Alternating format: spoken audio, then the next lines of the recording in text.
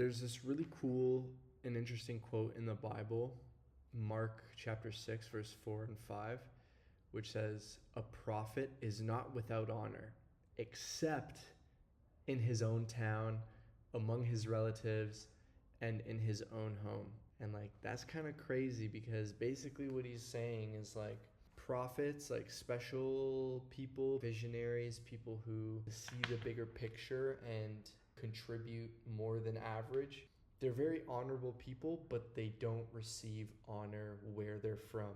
I think a lot of people can resonate with that, especially being where I'm from, Toronto, and especially being in the creative industry. It's very interesting because Toronto is like a very multicultural city. There's little niches for every type of culture. You can find restaurants of every culture. You can find parties and club nights of like every culture. But once it comes to scaling like that, those communities, as soon as you step outside of Toronto, the demographic is like completely different. Let's say like Jamaica has a really strong influence in Toronto, but as soon as you step out of Toronto, you're not going to see a lot of like Jamaican people, you know? It's hard to break out of Canada and have all of Canada root for you, because Toronto is like, there's a lot of stuff going on, but it's not enough people there to actually hoist you up and big you up in a way where other people are going to be like, oh, this person's succeeding. A lot of people like this person. Let's jump on the bandwagon, you know?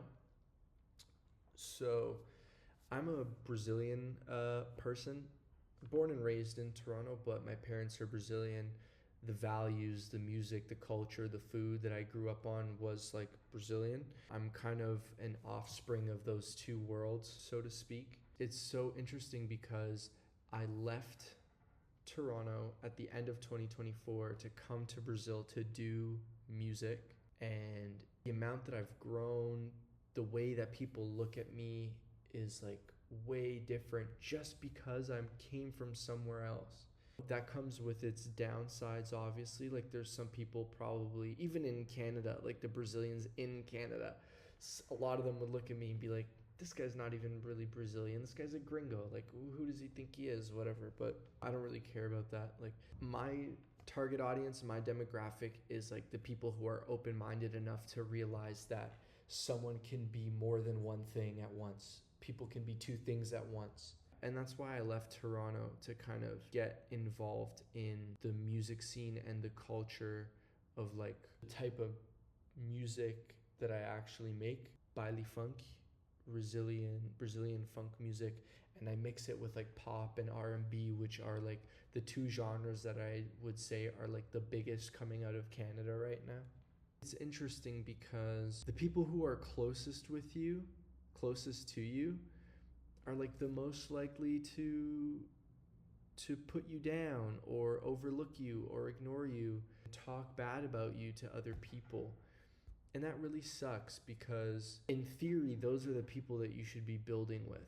But that's unfortunately the way people are, and the way the infrastructure in Toronto works, and the market and stuff like that. There's not enough opportunities for people who make urban music, let alone urban music from another country. It's tough like that. The opportunities to be seen and to be heard are just so limited that people basically just have like this mentality where it's every man for themselves, and people don't want to build together. People don't really collaborate with each other the way they could, the way they should. It's all transactional.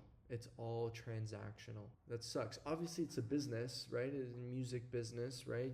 People need to be adding onto what each other are doing, like in a collaboration, but people don't see it, a lot of it, as adding. As soon as someone gets like a little edge above someone else, has been doing it for longer, it's kind of like people are looking at it like they're doing a favor, when in reality it is an exchange most of the time. It might not be the thing that blows you up and makes you huge, but it's still able to build a community, and people just don't really see that.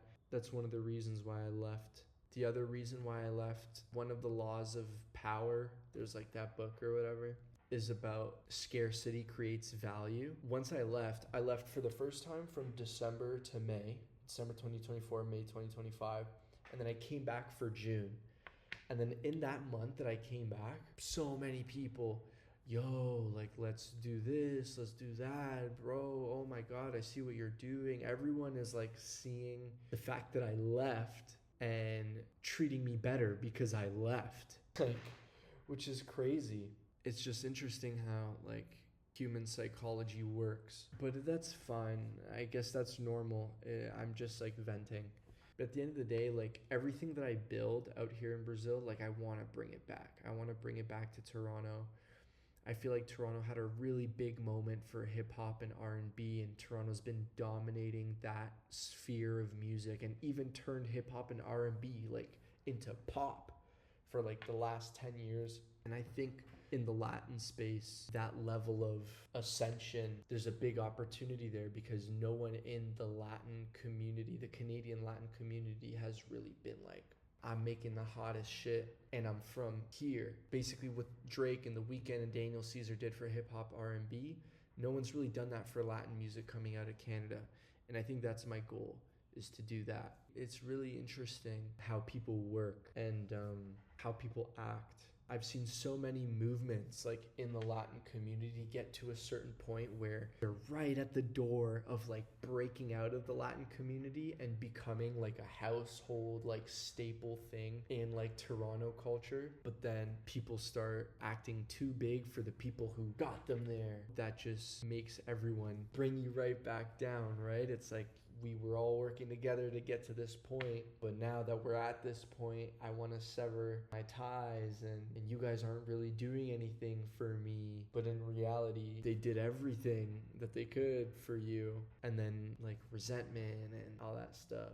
That's why I left Toronto, to make music in South America. I got new music coming every month, content coming like every week. I got paid ads coming all the time.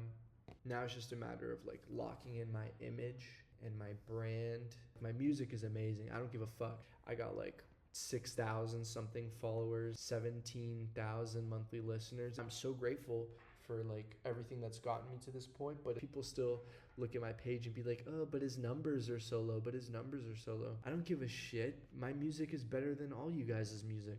I don't give a fuck. We'll go song for song. I'll clean you up. I'll sweep you. I don't give a damn. I don't give a shit.